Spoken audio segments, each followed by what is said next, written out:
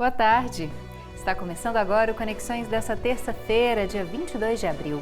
Hoje nós vamos falar sobre a erotização infantil e também sobre o uso saudável de celulares. Vem com a gente, o programa já está no ar.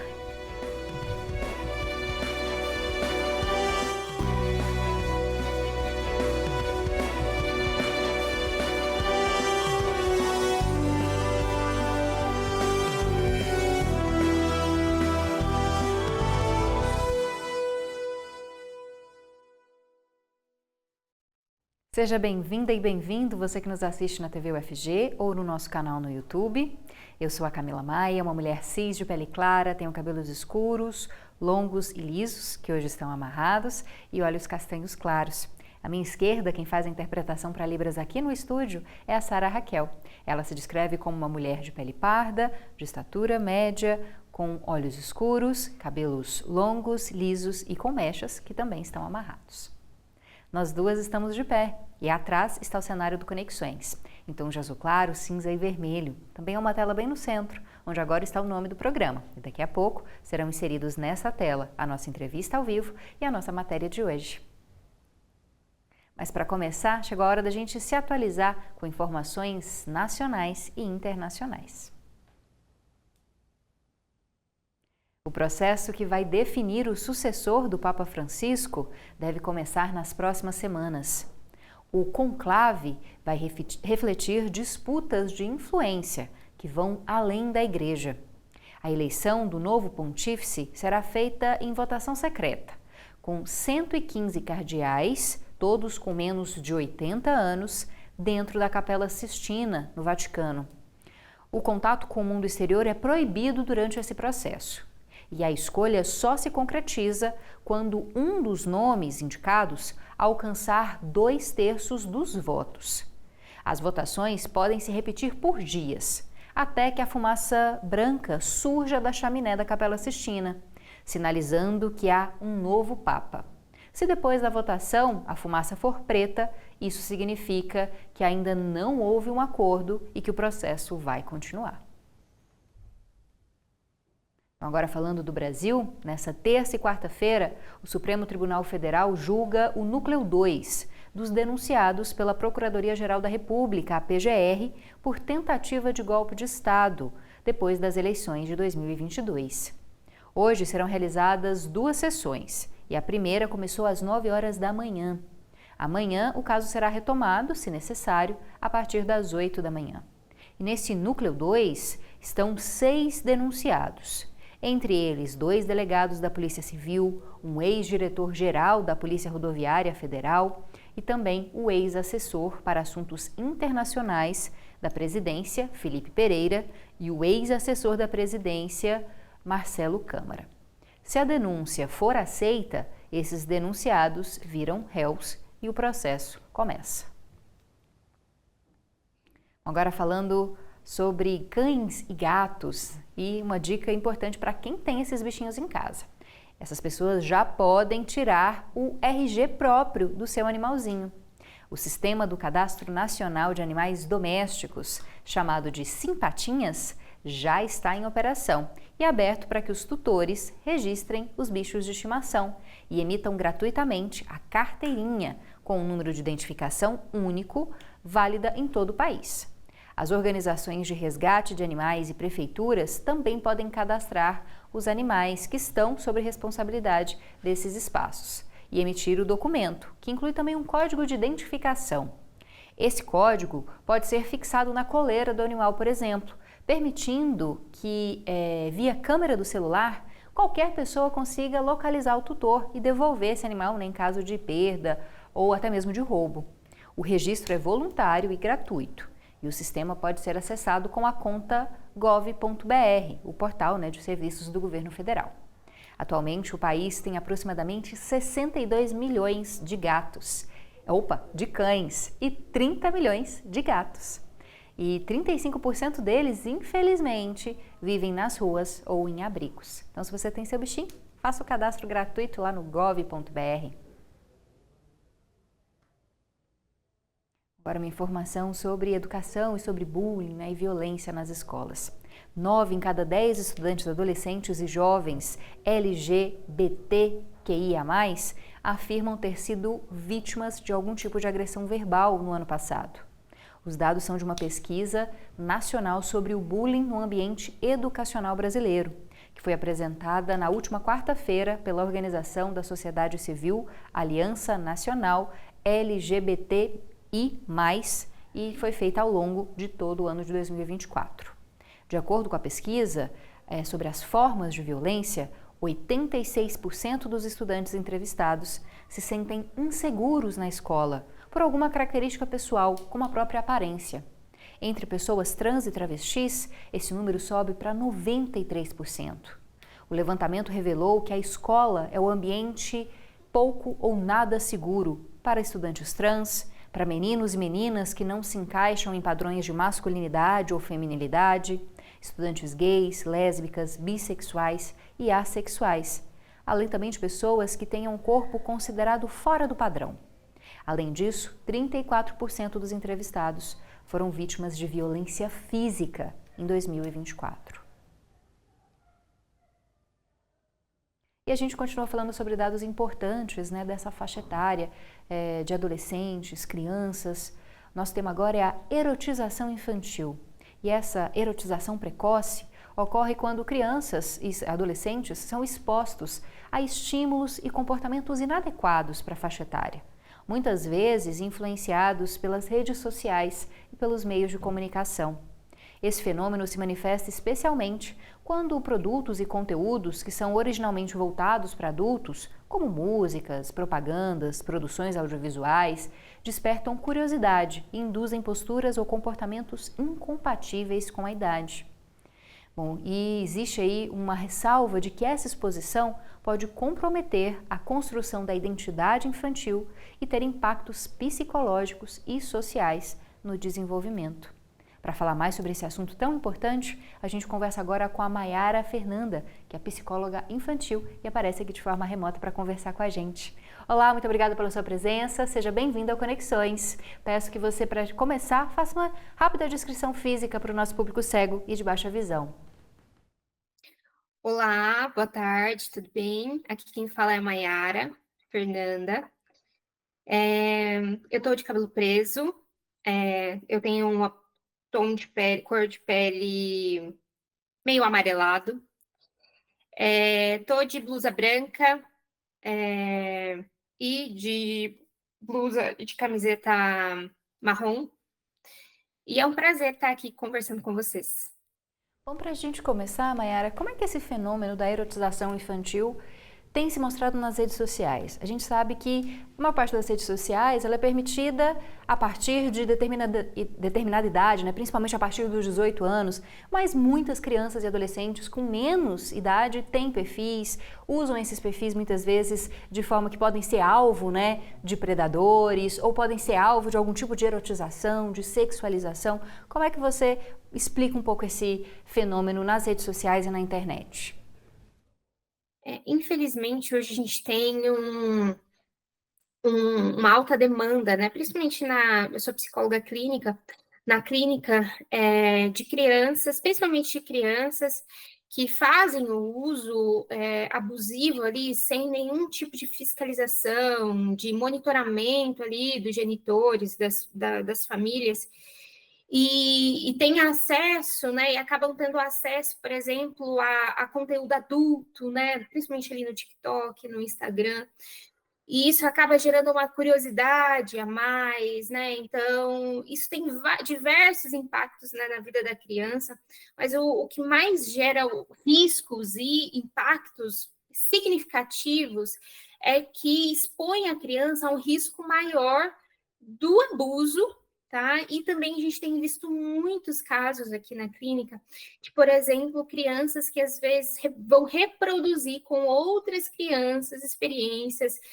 sexuais que viram, que ouviram, que tiveram acesso e que, infelizmente, né, a criança ela não tem essa maturidade emocional, cognitiva, para lidar com essas questões, e, infelizmente, elas acabam reproduzindo, e isso vira ali, né, questões muito significativas na identidade da criança, isso vai gerando problemas seríssimos na adolescência e na vida adulta. Então, é um fenômeno muito sério, muito que a gente precisa lidar de forma muito significativa e entender que isso é gravíssimo quando a criança ela acaba sendo exposta, né, a esses conteúdos, comportamentos, de conotação sexual. E para a gente finalizar, queria que você deixasse uma dica para pais, mães responsáveis. O que é importante fazer para manter um ambiente mais seguro para essa criança? É não permitir a entrada em redes sociais ou ter uma supervisão desses adultos? É de alguma forma monitorar? E é importante deixar claro também que isso não quer dizer que os pais, mães e a sociedade não devam oferecer uma educação sexual para essas crianças, né? Mas é evitar que essas crianças tenham acesso a comportamentos que não são condizentes com a idade dela. Exatamente. A educação sexual ela é imprescindível para a criança. Mas aqui a gente está falando de expor ao conteúdo adulto, né? Que a criança ela não tem maturidade. Então são duas coisas diferentes. E para os pais, para eles conseguirem agir de forma mais assertiva com as crianças, eu acredito que não seja, né, também tirar a criança, colocar a criança numa bolha, mas de forma muito consciente, os pais precisam monitorar mais aquilo que as crianças estão fazendo uso da internet. Então, precisa saber, por exemplo, né, o que seu filho está assistindo, ou, por exemplo, né, deixar ali um filminho, um desenho, precisa saber, às vezes eu converso com os pais e, por exemplo, né, a gente tem hoje desenhos que são infantis, mas que ele tem um conteúdo adulto. Então, a gente precisa tomar esse cuidado também de ser assertivo e entender que o que a criança está tendo acesso, monitorar. Às vezes, hoje a gente tem muitos aplicativos que ajudam os pais a fazer esse monitoramento ali no celular, então a gente tem alguns ali. Então, os pais eles podem ficar mais atentos a essas demandas e também auxiliar os filhos nesse processo, sabe? Não deixar a criança exposta com o celular dentro do quarto. Então, mas ele precisa saber essa questão ali, ele precisa saber o que a criança está tendo acesso. A gente conversou com a Mayara Fernanda, psicóloga infantil, que falou pra gente a respeito da erotização infantil, né, dos perigos dessa erotização e também de formas que os pais, mães e responsáveis podem evitar, né, podem auxiliar essa criança e garantir um ambiente mais seguro. Muito obrigada pela sua entrevista, espero que a gente possa conversar sobre outros assuntos em outros momentos. Boa tarde. Boa tarde. Bom, agora a gente vai para um rápido intervalo. Daqui a pouco tem informações importantes também para pais, mães e responsáveis por crianças e adolescentes. A gente vai falar do uso saudável do celular.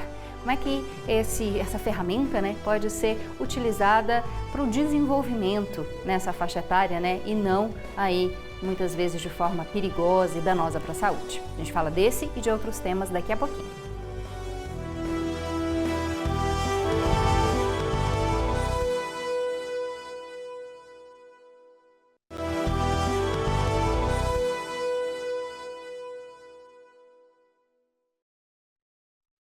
Estamos de volta com Conexões e a gente fala agora sobre saúde. A Secretaria de Controle Externo de Políticas Públicas do TCM, o Tribunal de Contas dos Municípios de Goiás, divulgou na semana passada um relatório que traça um panorama da rede pública de saúde aqui na capital. O documento foi elaborado a partir de visitas realizadas a 81 unidades de atenção básica e 13 unidades de urgência e emergência, nos 100 primeiros dias da atual gestão. O relatório aponta que mais de 80% dos estabelecimentos visitados têm desabastecimento de medicamentos essenciais, como antibióticos e analgésicos.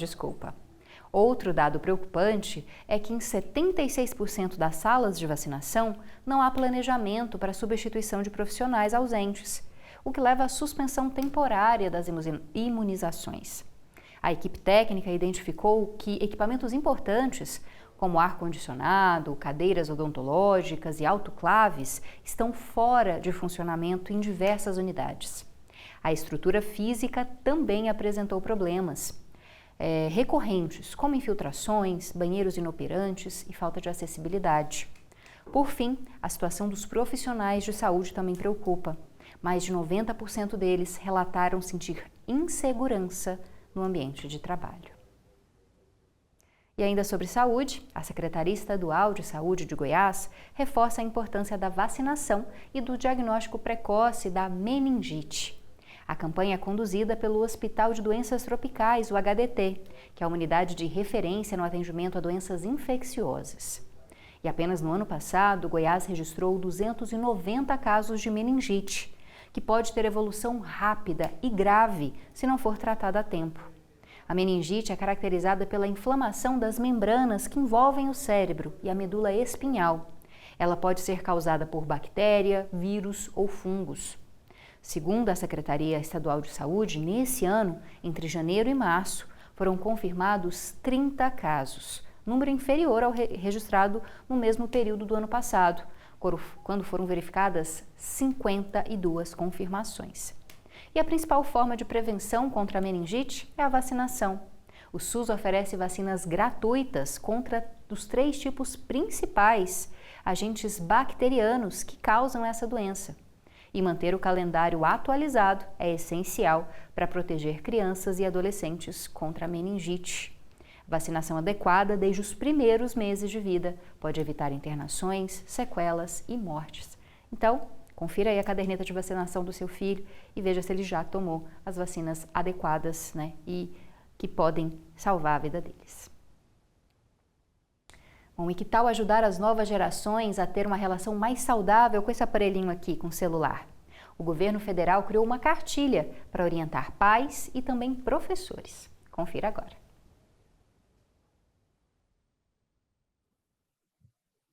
O Guia de Recomendações defende que crianças de até 12 anos não devem ter celular com internet. E dos 12 aos 17 anos, o uso deve ter acompanhamento de familiares e educadores. Bom, antes de continuar, vou me descrever. Meu nome é Janaína de Oliveira, sou uma mulher negra de pele clara, meus olhos são castanhos, meus cabelos são castanhos, cacheados, na altura dos ombros, seguindo. Desde o começo do ano, uma lei federal proíbe o uso do celular durante as aulas, recreios e intervalos. Antes da lei começar a valer, cada escola criava uma regra própria. Em março deste ano, o governo federal divulgou o guia sobre usos de dispositivos digitais, focado na relação entre crianças, adolescentes e telas. O documento recebeu contribuições da sociedade, como entidades civis e empresas. Ele indica que adultos também devem evitar o uso excessivo de celulares, isso porque as crianças podem repetir esse comportamento. Agora, sobre as escolas, a cartilha brasileira afirma que os professores podem incluir o celular em atividades pedagógicas, mas desde que certos limites sejam respeitados. Por exemplo, é melhor que esse tipo de tarefa envolva apenas crianças com mais de 12 anos de idade. Volto com vocês. E agora a gente tem dica para quem quer se capacitar. Estão abertas as inscrições para o curso gratuito Confeitaria com Amor de Mãe, cestas personalizadas para o Dia das Mães, do Colégio Tecnológico de Goiás, o COTEC. E essa formação será oferecida nas 16 unidades do COTEC espalhadas pelo estado. O objetivo do curso é qualificar gratuitamente jovens e adultos. E esse curso integra as ações do Goiás Social e da Secretaria da Retomada, em parceria com o UFG, por meio do CET, que é o Centro de Educação, Trabalho e Tecnologia. As inscrições já estão disponíveis de forma presencial nas unidades do COTEC ou pelo site, que aparece aqui na sua tela já, cotec, com C mudo, cotec.org.br, cotec.org.br. As aulas começam assim que cada turma atingir as vagas preenchidas. E o curso é voltado para pessoas com idade a partir de 16 anos, com escolaridade mínima de ensino fundamental incompleto. Os participantes vão aprender desde a compra dos ingredientes até a montagem dessas cestas e a precificação dos produtos, além de conteúdos de marketing e estratégias de venda. E os alunos do curso que comprovarem vulnerabilidade socioeconômica, que tenham o perfil ativo no CadÚnico, ou por formulário, né, de assistência social do Estado, podem solicitar o crédito social, um benefício de até R$5.000 para investir no próprio negócio. Então, se você vai se inscrever, boa sorte! Se você está aí acompanhando a gente até agora, fica o nosso convite. Manda a sua sugestão para a gente, a sua crítica, seu elogio. Você faz tudo isso pelo nosso WhatsApp que já está aqui na tela, 62991811406. Por ele que você manda suas mensagens e conversa com a gente. Além disso, você pode ficar atento nas novidades da programação da TV UFG pelas redes sociais. A gente tem Instagram, Facebook, YouTube, TikTok. Procura lá pelos nossos perfis e já começa a seguir. Eu e a Sara ficamos por aqui. Muito obrigada pela sua presença, pela sua audiência. Amanhã tem mais conexões, ao meio-dia, aqui na TV UFG. Forte abraço, até amanhã. Tchau, tchau.